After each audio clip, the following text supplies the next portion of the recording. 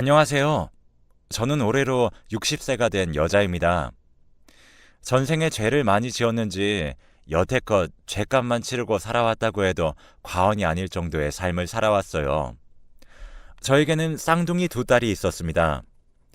저는 제 나이치고는 늦게 결혼한 편이었는데 28살쯤 부모님의 소개로 만난 사람과 결혼하여 지내고 있었죠. 그렇게 2년 후 저에게 쌍둥이 딸이 생겼고 남편은 농사를 짓는 사람이었어요. 다정하지는 않지만 그래도 한 집안의 가장으로서 든든하게 해주는 사람이었죠. 그렇게 우리 딸들은 공부도 잘하여 고등학교에서도 서로 1, 2등을 다투는 그런 아이들이었습니다. 아이들은 서울권 대학을 가게 되었어요. 그때 제가 따라갔어야 했나 고민을 많이 했는데 집에 홀로 있을 남편을 생각하니 발길이 떨어지지 않았고 그래도 같은 대학교에 갔으니 둘이 서로 의지하며 잘 지내지 않았을까 싶더라고요. 그런데 저희 두 딸은 성향이 완전 달랐습니다. 첫째 딸은 내성적이고 말수를 아끼는 성격인 반면에 둘째 딸은 굉장히 활발하고 사람과 어울리기를 좋아하는 편이었죠. 또 저와도 사이도 무척 좋아서 제가 일주일에 한두 번은 꼭 딸들이 사는 자취방에 가서 같이 데이트도 하고 쇼핑도 하고 거의 한 몸처럼 지내던 사이였어요. 그래서 늘 주변 사람들의 부러움을 샀었죠. 그러던 어느 날 여느 때와 다름없이 주말에 딸들 집에 가려고 짐을 챙겨서 서울에 도착했습니다. 그런데 보통 토요일이라도 낮에는 도서관에 가서 나란히 공부하던 두 딸이었는데 첫째 딸이 이불을 머리끝까지 덮고 방에 누워 있더라고요. 그래서 지아야 하고 부르니 소스라치게 놀라며 바르르 떠는 게 아니겠어요. 저도 딸애가 그렇게 떠는 걸 보니 너무 놀라서 무슨 일이야 지아야? 왜 그래? 어디가 아파? 하고 물었더니 한 20분을 그렇게 말도 안 하고 떨다가 갑자기 평소와 똑같이 행동을 하더라고요. 그래서 지아야, 왜 그런 거야? 그랬더니 지아는 저에게 엄마 놀랐지? 가끔 스트레스 받는 날이면 이렇게 오한이 드는 것 같이 떨릴 때가 있어. 그래서 이렇게 이불 덮고 누워 있으면 또 무슨 일이 있었냐 싶을 정도로 괜찮아지더라고. 하며 저를 안심시키며 웃더라고요. 저는 그때까지도 그냥 정말 그런 것일까 생각하고 말았습니다. 그러던 지아가 졸업하고 1년 정도 취준생을 하며 준비를 하더니 직장에 들어갔고 거기서 남자친구가 생겼다고 하더군요. 정말 내성적이고 사람 만나는 것도 별로 좋아하지 않았던 애라 남자는 만날 수 있을까 걱정했는데 둘째인 시아보다도 먼저 연애를 했다는 게 놀랍더라고요. 그렇게 막 사회생활을 시작한 지 1년 무렵 지아는 저에게 그 남자와 결혼을 하고 싶다고 했습니다. 그래서 저는 내심 너무 서운했어요. 한 번도 그런 티를 낸 적이 없었고 워낙 붙어 지냈기에 갑자기 딸이 시집을 간다고 하니까 시아와 저는 너무한 거 아니냐, 좀 더 늦게 가라 계속 타일렀지만 지아는 완고했죠. 그렇게 지아의 예비 남편인 재준이를 처음 보게 되었습니다. 지아가 참 보는 눈은 있구나 싶었긴 했지만 그래도 딸이 조금 더 늦게 갔으면 싶어서 재준이를 따로 불러 우리 딸 너무 일찍 가는 것 같다고 아쉬우니 3년만 더 기다렸다가 가는 건 어떠냐고 물었어요. 그랬더니 재준이는 지아가 사실 공황장애를 앓고 있어요. 라고 말하는 게 아니겠습니까? 저는 공황장애라는 말을 별로 들어보지를 못해서 어버버 하고 있었죠. 그랬더니 재준이는 저에게 지아가 그걸 앓은 지는 꽤나 된 것 같아요. 어머니가 걱정하실까봐 얘기를 안 했다고 하더라고요. 처제인 시아 씨에게도 얘기를 안 했다고 하고요. 라고 이야기를 했습니다. 그 뒤에 이야기를 듣다 보니 이렇게 내가 내 딸에게 애정만 있었지 정말 제대로 된 돌봄을 하지 않고 있었던 무심한 엄마였구나 하는 생각에 눈물이 나더군요. 그 뒤에 재준이가 했던 얘기를 정리해보면 지아가 대학교 4학년 때쯤 스트레스를 많이 받았다고 해요. 아무래도 원하던 직장을 들어갈 수 있을까 고민도 많이 했고 불안해했었다고 하더군요. 그러다 도서관에 가서 시간이 늦은 줄도 모르고 공부를 하고 있었는데 갑자기 가슴이 미친 듯이 뛰면서 숨이 막히는 것 같고 손발이 저리면서 온몸에 힘이 쭉 빠지는 느낌이 들었다고 해요. 이대로 있다가는 죽을 것 같다는 생각이 들어 119에 전화해 응급차에 실려갔다고 합니다. 근데 응급차에 실려가는 와중에 조금씩 진정이 됐고 여러 가지 검사를 받았지만 아무런 이상이 없다는 말을 듣고 집으로 돌아왔다고 하더군요. 그런데도 한 달 주기로 그런 증상들이 계속해서 나타났고 주변 친구들이 그런 반응을 보인 지아에게 혹시나 심장이나 이런 곳에 이상이 있는 건 아니냐, 정밀 검사를 받아봐라 해서 여러 군데를 돌아다니며 검사를 받아봤지만 전혀 이상이 없었다고 합니다. 그렇게 취업을 준비할 무렵 심리 상담을 받으러 가봤는데 공황장애일 수도 있다는 진단을 받았다고 해요. 지아는 처음에는 부정했다고 하더군요. 자신이 소심하고 내성적이긴 하지만 그런 심리적인 병을 앓고 있다는 게 믿기지 않았고 발작을 일으키는 횟수가 거기서 말하는 만큼 자주 있지도 않아서 그냥 스트레스를 심하게 받지만 않으면 금방 극복할 수 있을 거라고 생각했대요. 그렇게 회사에 입사를 하게 되었고 재준이를 만나게 되었다고 합니다. 하필 입사했던 회사는 잦은 야근에 과도한 업무로 정말 잠만 자고 출근하는 그런 일상들이 이어졌다고 해요. 그러다 보니 자연스레 지하의 증상이 심해졌고 재준이는 지하의 증상이 심상치 않음을 느꼈다고 했죠. 그래서 치료를 받을 것을 권유했고 지하는 약물 치료도 받고 인지행동 치료도 같이 받았다고 하더라고요. 아무래도 초기에 발견했다면 약물 치료로 한 달 안에 잡을 수 있는 증상인데 너무 오랜 시간 치료를 받지 않아서 약물 치료를 받으면 적어도 2년이 걸릴 수 있다고 의사가 말했답니다.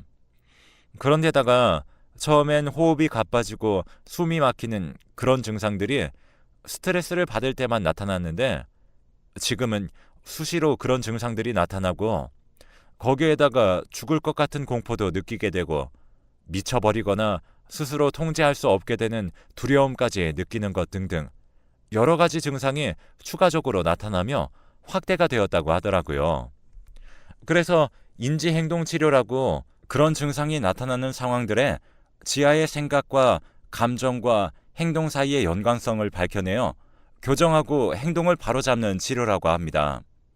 그래서 공황 기록표나 기분 기록표 등을 작성을 하는데 아무래도 지아 스스로는 본인 상태를 기술하는데 어려움을 겪고 있을 정도로 공황장애를 오래 앓고 있어 안정적인 심리 상태를 가지고 있는 재준이가 옆에서 도와주게 되었다고 해요. 이 말까지 듣고 나니 저는 재준이에게 나는 그런 줄도 모르고 재준이가 지아를 너무 빨리 데려가는 것만 같아 서운했는데 오히려 이야기를 듣고 나니 자네에게 내 딸을 보내는 것이 맞다는 생각도 드네 라고 이야기를 했어요. 그랬더니 재준이는 안 그래도 지아가 자신의 증상이 점점 심해지는 걸 보고 결혼은 아직 이른 것 같다 이야기했어요. 하지만 약물 치료 받으며 점점 호전되는 지아를 보면 완치를 할 수 있겠다는 희망을 보았고 만약에 조금 더 길어지더라도 내가 이 여자를 정말 지켜주고 싶구나 이런 굳은 마음이 생겨서 오히려 제가 더 결혼하자고 조르고 있는 상황이에요, 어머니. 하며 활짝 웃어 보이더라고요. 그렇게 우리 첫째 딸 지아는 25살에 5월에 신부가 되었어요. 아무래도 서울에 자리를 잡고 있었기도 했고 워낙 자매 사이가 끈끈했던 터라 시아도 자주 지아의 집에 드나들었죠. 지아는 점점 호전되는 듯해 보였는데 어느 날 둘째 딸 시아가 응급실로 실려갔다는 이야기를 듣고 남편과 함께 놀란 가슴으로 자동차로 1시간 30분 거리를 정말 신호위반까지 해가며 전속력으로 밟아 병원에 도착했죠. 그런데 의사 선생님은 별다른 증상이 없다고 했고 시아도 그냥 가끔 가슴이 먹먹하고 메스꺼리거나 토할 것 같은 증상이 있긴 했어도 이런 적은 처음이라며 그냥 요새 컨디션이 안 좋아서 그랬나 보다 하며 넘기더라고요. 그런 시아를 바라보는 지아가 조심스럽게 혹시 시아야, 너도 공황장애가 아닐까? 내가 처음에 딱 그랬거든. 너도 검사를 받아보는 건 어때? 라고 시아에게 물어보더라고요. 시아는 언니, 나 성격 엄청 좋은 거 알잖아. 나는 특별히 스트레스도 그렇게 크게 안 받고 훌훌 털어버리는데 설마 이렇게 대답을 했죠. 그렇게 그냥 컨디션 문제로 넘기려고 했는데 시야가 부쩍이나 그런 횟수가 늘어나더라고요. 결국 검사를 받아보게 되었고 검사 결과는 놀라웠습니다. 보통 일란성 쌍둥이의 경우 한쪽이 공황장애를 앓을 때 다른 쪽 역시 공황장애에 걸릴 확률이 45% 정도나 된다고 하더라고요. 시아와 지아 둘 다 그런 경우에 해당하는 거죠. 지아는 그 이야기를 듣고는 주저앉아 펑펑 울었습니다. 시아는 그런 지아를 보며 언니, 그깟 공황 나는 금방 극복할 거야. 나 성격 좋은 거 알지? 걱정하지 마. 지켜봐봐. 나 2주면 이겨낼 수 있을걸? 하며 너스레를 떨었고 지아도 성격 좋은 시아를 보며 그래, 너는 나랑 달리 분명 금방 나아질 거야. 그래도 미안해. 라며 서로 안아주었죠. 그러고 보니 옛날에는 이런 병명은 없었지만 저희 친정 아버지도 비슷한 증세를 몇 번 보이셨던 것 같습니다. 친정 아버지는 제가 살고 있는 집에서 10분이면 가는 거리에 살고 있었어요. 결혼한 후에도 늘상 찾아뵙고 밥도 자주 먹었었고 시아와 지아를 정말 너무 예뻐하셨죠. 그런 아버지를 가끔 보고 있다 보면 숨을 헐떡거리시며 가슴을 부여잡고는 방으로 들어가시기도 했습니다. 아버지도 검진을 받으셨지만 건강에는 이상이 없었다 보니 별다른 치료 방법을 모른 채 그렇게 지내셨죠. 그래서 사람을 그렇게 좋아하던 아버지가 사람들이 집에 다수가 찾아오면 그런 증상들을 보이셨고 그러다 보니 사람들이 찾아오는 걸 점점 꺼려 하시더라고요. 그러다 사람들이 찾아오지 않아도 그런 증상들이 조금씩 찾아왔습니다. 그런데 엄청 심각할 정도는 아니었고 10분 정도 쉬시면 또 괜찮아져서 대수롭지 않게 여기셨죠. 그런데 어느 순간부터 증상이 나타나는 빈도가 매우 잦아져 걱정스러울 무렵에 제가 쌍둥이를 낳았어요. 아버지는 손녀들을 보고 기운을 차리신 건지 증상들의 빈도가 확연히 줄어들었죠. 그래서 아버지는 시아와 지아를 이런 복덩이들 하면서 그렇게도 예뻐하셨습니다. 그러다 갑자기 어느 날 불의의 사고로 돌아가셨죠. 아무튼 다시 지아와 시아의 이야기로 돌아가자면 지아는 시간이 흘러 예쁜 딸아이를 낳았어요. 시아는 조카 바보가 되어 더 부쩍 지아와 가깝게 지냈죠. 그렇게 시아도 지아도 아이들이 태어난 이후로 공황장애와는 점점 멀어지는 듯 보였습니다. 그런데 어느 날 시아가 계속 속이 메스껍고 이상하다며 토를 자주 하기 시작하더라고요. 마치 입덧처럼 말이죠. 그걸 본 전 처음엔 공황이 또 찾아왔나 싶어서 약을 먹이려고 했어요. 그런데 시아가 가만히 생각에 잠기더니 갑자기 급하게 집을 뛰쳐나가더라고요. 한참 뒤 집으로 돌아온 시아의 손에는 임신 테스트기가 하나 들려 있었습니다. 내밀길래 자세히 들여다보았죠. 2줄이더군요. 심장이 덜컥 내려앉았습니다. 저는 시아에게 이게 무슨 일이니? 연애도 안 하던 네가 무슨 일이냐? 물으니 시아는 자주 클럽에 놀러 가는데 그때 만난 남자의 아이를 가지게 된 것 같다고 이야기하더군요.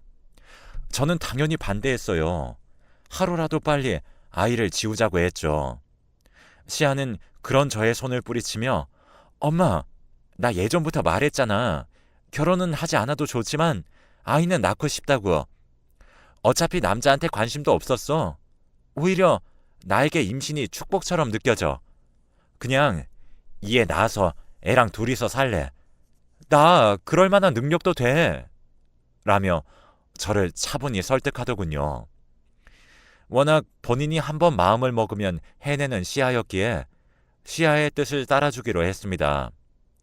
그렇게 시아와 지아는 1살 차이 나는 아이들을 낳아 이제는 가끔 저희 부부가 살고 있는 시골집을 놀러 왔었죠. 그렇게 행복하고 단란한 시간이 흘렀습니다. 그러던 어느 날 정말 시간을 되돌리고 싶은, 제 목숨을 팔아서라도 돌리고 싶은 그런 날이 있었어요. 재준이가 시아와 지아에게 아이를 맡아줄 테니 자매끼리 1박 2일로 여행이라도 다녀오라고 했나 봐요. 고민하다가 시아와 지아는 차라리 엄마 얼굴이나 보고 오자, 간 김에 농사도 도와드리고 와야겠다 하며 저희 집으로 오는 날이었죠. 그날 비극이 일어났습니다. 갑자기 재준이가 제게 전화를 걸었더라고요. 재준이는 저에게 시아와 지아 아직 도착 안 했나요? 라고 물어보았죠. 저도 그제서야 시계를 쳐다보니 아침 11시에 출발했다던 시아와 지아였는데 벌써 오후 2시가 넘었더라고요. 그래서 저는 재준이에게 애들 가끔 요 근방에 주차해두고 산책도 하고 오잖아. 그런 것 아닐까? 걔들 또 수다 떨기 시작하면 전화도 잘 안 받잖니. 라고 말을 했더니 재준이가 저에게 오늘 지아가 이상한 말을 했다며 이야기를 들려주더라고요. 지아가 시아와 함께 저희 집으로 출발하기 전날 밤에 꿈을 하나 꿨대요. 그런데 그 꿈에 제 아버지, 즉 자매의 할아버지가 나온 거죠. 지아와 시아는 오랜만에 만난 할아버지가 반가워서 펄짝펄짝 뛰면서 안기려고 가까이 다가갔는데 갑자기 할아버지가 떼끼 놈아, 여기가 어디라고 와? 썩 돌아가! 하며 무섭게 화를 냈대요. 그래서 지아는 무서워서 뒷걸음질을 쳤지만 시아는 빵긋빵긋 웃으며 할아버지 너무 보고 싶었어요 하며 폭 안기더랍니다. 그러면서 시아가 지아를 보고 언니 빨리 와, 할아버지가 이놈 이렇게 화를 내도 이렇게 좋아하시잖아, 얼른 와, 이러더래요. 그런데 이때 제 아버지가 니들이 이렇게 원하니 어쩔 수가 없는 모양이구나. 우리 딸 불쌍해서 어떡하니? 딸에게 미안해도 어쩔 수가 없다 하며 그렇게 셋이서 서로 손을 잡고 강을 건너는 꿈이었다고 하더라고요. 그래서 재준이는 너무 찝찝한 꿈을 꾼 것 같으니까 다음에 가면 안 되냐고 했대요. 하지만 시아가 형부, 언니가 개꿈 꾼 거야. 우리 할아버지가 크게 벼농사를 지었는데 그게 이번에 아주 풍년이 되려나 보지. 돌아올 때 좋은 쌀 가지고 올라갈게. 알았지? 하며 넘겼대요. 재준이는 그런 시아의 농담에 안심이 되어 운전 조심히 하라고 한 뒤 끊었다더군요. 그러고 도착할 시간이 넘었는데도 시아랑 지아 둘 다 전화가 되지 않는다며 정말 아무 일 없는 게 맞겠죠, 어머니? 라고 이야기를 마치는데 저도 갑자기 불현듯 며칠 전에 꿈에 나타났던 아버지가 생각나더라고요. 아버지는 제게 알 수 없는 말을 했습니다. 아버지는 본인이 평생 가꾸신 벼농사를 짓는 논에 앉아 계셨어요. 그러더니 뒤에 서 있는 절 눈치채셨는지 그동안 잘 지냈니? 시아와 지아가 참 잘 자랐더구나. 나 때문에 그런 병을 앓은 것 같아 참 마음이 무거웠단다. 내가 겪어봤지만 그거 정말 몹쓸 병이더구나. 그래서 내가 죽었던 날 오히려 잘 됐다는 생각에 들지 뭐냐 하며 웃음을 터뜨리셨어요. 아버지는 그 병은 죽어서나 치료되는 몹쓸 병이지 라는 말을 마지막으로 하셨고 저는 꿈에서 깼어요. 저는 재준이가 들려준 지아의 꿈 이야기와 제가 꾼 꿈이 예사롭지 않은 꿈이라는 걸 깨달았습니다. 그래서 헐레벌떡 아버지가 지내셨던 집으로 뛰어갔어요. 저는 너무 놀라 주저앉아 버렸습니다. 아버지는 집에 담벼락에서 돌아가셨거든요. 그래서 그 집을 처분하지 않고 그대로 내버려 두었는데 지아와 시아가 저희 아버지와 똑같은 모습으로 죽어 있는 것이 아니겠어요. 저희 아버지 집은 내리막길에 있었는데 아버지가 밤에 논에 들렀다가 오는 길에 갑자기 내리막길에서 브레이크가 밟히지 않아 그대로 담벼락에 부딪혀 돌아가셨거든요. 그런데 아버지가 죽었던 그 담벼락 거기 그대로 아이들 차가 박혀 있는데 정말 믿기지가 않더군요. 저는 바로 119를 불렀지만 이미 늦었습니다.